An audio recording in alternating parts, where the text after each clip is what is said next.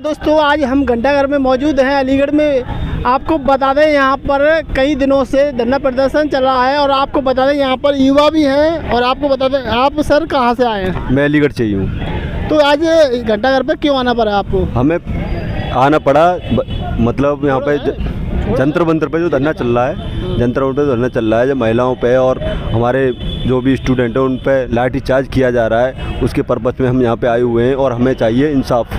क्या इंसाफ चाहिए आपको? जो नीट का पेपर जो लीक हुआ है और आज मतलब बहुत सारे पेपर लीक हुए हैं, मतलब कल भी एक पेपर लीक हुआ है।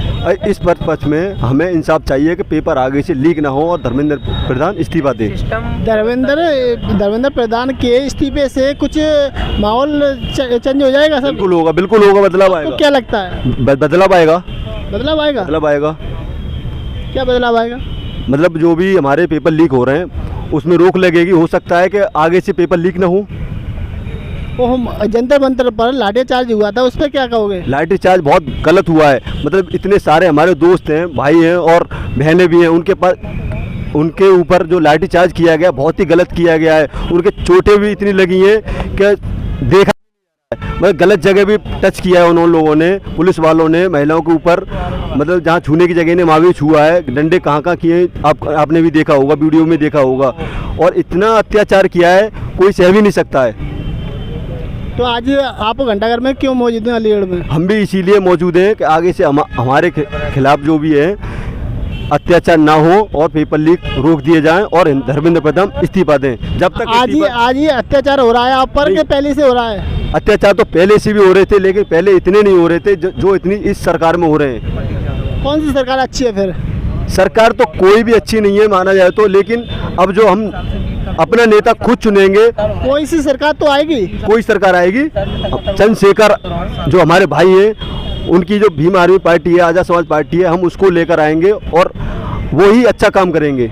यानी आपका मानना है आज़ाद समाज पार्टी सत्ता में आनी चाहिए? बिल्कुल आनी चाहिए, सत्ता में आनी चाहिए। तो वो तो एक राज्य से ही सीमित रह जाएगी? एक राज्य से सीमित रहेगी। आज एक राज्य है, कल 10 राज्य भी होंगे और आगे जाके केंद्र में भी हमारी सरकार बनेगी। क्या बनाना चाहते हो चंद्रशेखर आजाद जी को? अभी सीएम बनाना चाहते हैं, आगे पीएम भी बनाना चाहेंगे। पीएम बनाना चाहेंगे? बिल्कुल। तो आपको लगता है चंद्रशेखर आजाद जी जो बहुजन समाज की आवाज़ उठाने वाले हैं और वही कुछ कर सकते हैं? वही कर सकते हैं। हर जगह देखा होगा आपने, जो भी अत्याचार होते हैं महिलाओं पे और जो जितने बलात्कार होते हैं हर जगह पहुंचते हैं चंद्रशेखर आजाद जी पहुंचते हैं और कोई नहीं पहुंचता है। आज से पहले आपने देखा हो कोई भी सांसद अगर गया हो किसी के यहाँ पे, चाहे बीजेपी का हो, चाहे सपा का हो या कि उसका हो कांग्रेस का, कोई नहीं जाता है। सिर्फ आज़ाद समाज पार्टी से जो चंद्रशेखर भाई हमारे वही जाते हैं और वही सबकी आवाज़ सुनते हैं। आज तक किसी ने नहीं सुनी किसी की आवाज़ और आज भी वो धरने पर बैठे हुए हैं। हिमांशु भाई हमारे बीच। अब अलीगढ़ से आया हूँ मैं। अलीगढ़ में तो मौजूद हैं आप? जी, मैं नगला मानसिंह बुद्ध विहार के पास से आया हूँ। तो आज ये आपको क्यों आना पड़ा है? हमें प्रोटेस्ट के लिए आए हैं। ये जो नीट का पेपर हम हर साल 3 साल से लगातार कंटिन्यू नीट का पेपर लीक कर रहे हैं और मैं डी फार्मा का स्टूडेंट हूँ। मैं डी फार्मा कंप्लीट हो चुका है और हो सकता है आगे नीट का पेपर मैं आगे जो हो सकता है कि मैं नीट का पेपर देने के इच्छुक हूँ और हो सकता है अगली साल ही मैं नीट का पेपर दूँ। ये सरकार रही तो आप भूल जाओ। ये सरकार रही तो अगर धर्मेंद्र प्रधान का इस्तीफा हो जाता है तो शिक्षा मंत्री जब चेंज होकर के आएगा तो हम नीट का पेपर ज़रूर देंगे और अच्छा शिक्षा मंत्री लाने की प्रयास में हैं हम। कि फिर भी बीजेपी के चुने हुए आएंगे, फिर क्या चेंज हो जाएगा? इस बार हम बीजेपी का चुना हुआ नहीं लेकर के आएंगे। इस बार हम सोचते हैं कि कोई बढ़िया जो शिक्षित हो, ये शिक्षित नहीं आ रहे हैं, शिक्षित होगा वो आएगा। धर्मेंद्र प्रधान शिक्षित नहीं है? नहीं, शिक्षित 18 का पढ़ा सुनवाओ उससे वो ना 18 का पढ़ा सुनवा दो, सुना दे। अगर वो सुना दें तो हम मान लेंगे। ये भी बात है? जी हाँ, बिल्कुल ये बात है। अरे वो 12 के बाद अगर कोई पढ़ा सुना दें तो बहुत बड़ी बात है। जंतर मंतर पर युवा बैठे हैं, लाठियाँ भी खाई हैं, वो घायल भी हुए हैं बहुत लोग, तो इन पर क्या कहेगा?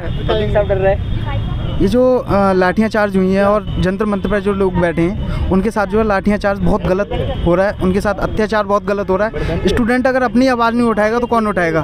जब स्टूडेंट की सपोर्ट में जब और स्टूडेंट आ रहे हैं, लोग आ रहे हैं तो उनके ऊपर अत्याचार हो रहा है, ये बहुत गलत है और ये आगे जा कर के इस पार्टी के लिए काफ़ी दुखदायक होगा, क्योंकि भाई चंद्रशेखर आज़ाद जो हैं वो अब संसद में बैठ चुके हैं और उन्होंने बोला भी है कि अगर यही कंडीशन रही तो आगे जाकर महा आंदोलन होने वाला है। और ये पार्टी जो तानाशाही जो दिखा रही है ये चीज़ ना दिखाए और ज़्यादा से ज़्यादा वो समझ में आ जाए। और हम चाहते हैं कि धर्मेंद्र प्रधान इस्तीफा देते हैं। आपका यही मानना है जो धर्मेंद्र प्रधान इस्तीफा दे दे तो पूरा सिस्टम चेंज हो जाएगा? जी, अगर धर्मेंद्र प्रधान अगर इस्तीफा देते हैं तो सिस्टम चेंज हो जाएगा, एजुकेशन मिनिस्टर कुछ लोग कह रहे हैं मोदी जी का इस्तीफा भी मांग रहे हैं, इस पर क्या कहना है आपका? मोदी जी का जो इस्तीफा है वो भी होना चाहिए, क्योंकि वो सिर्फ घूमने में बिजी हैं। क्या मोदी जी सरकार नहीं चला रहे हैं क्या? सरकार जिस तरीके से चलानी चाहिए उस तरीके से नहीं चला पा रहे हैं, क्योंकि उन्हें सिर्फ ट्रिप चाहिए।